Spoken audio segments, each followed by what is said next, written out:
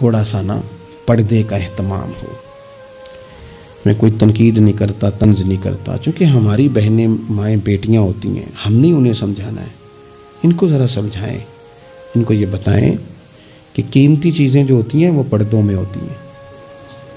ہمارے گھر میں 20 تولے سونا پڑا ہو تو ہم نے کبھی نہیں باہر نکل کے بتایا کہ پڑا ہے، کیونکہ قیمتی ہے نا، تو پردے میں رکھا ہوا ہے، اس کی چابی کا بھی ہم خیال رکھتے ہیں کہ کہیں گم نہ ہو جائے۔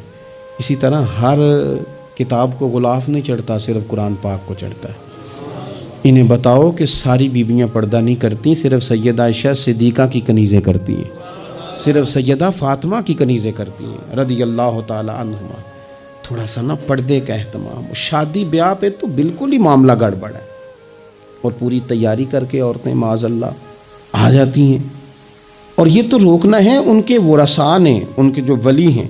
عورت نے جو بناؤ سنگار کرنا ہے وہ تو گھر میں اپنے خامد کو دکھانے کو کرنا ہے، تو وہ گھر میں کرے جب اس کو ضرورت ہو، لیکن اس طرح سے لے کر کے اس کو بیاہ میں جانا، شادی میں جانا، مہندی کی تقریب میں جانا، یہ نہ عقلاً ٹھیک ہے، نہ نقلاً ٹھیک ہے، نہ تہذیب کے طور پر ٹھیک ہے، نہ سوسائٹی میں مہذب لوگ اس طرح کا کوئی کام کرتے ہیں۔ سنو، نبی پاک صلی اللہ تعالی علیہ وسلم نے ارشاد فرمایا، شرک کے بعد جو سب سے بڑا گناہ ہے وہ بدکاری ہے، بے حیائی ہے۔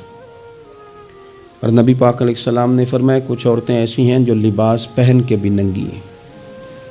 فرمایا یہ وہ عورتیں ہیں جنہیں اللہ تبارک و تعالی جنت کی ہوا بھی عطا نہیں کرے گا، خوشبو تک نہیں ملے گی۔ ان کو یہ سمجھائیں۔ یہ آج کل بڑا عروج ہے شادیوں کا، خواتین مہربانی کریں، اپنے اوپر رحم کھائیں، نہ اللہ کی نافرمانی مول لیں۔ ماؤں بہنوں بیٹیوں، پھر روتی ہو، دکھ سناتی ہو، کہتی ہو بڑی ساری آزمائش میں ہیں، تو اگر تکلیف میں ہو تو پھر تو رحمت والے کام کرو نا۔ بندہ تکلیف میں بھی ہو، دکھوں میں بھی، اور کام عذاب والے کرے تو اسے کس طرح کر کے آسانی میسر آئے گی؟ اس لیے شریعت اسلامیہ کے دائرے کے اندر وقت گزاریں۔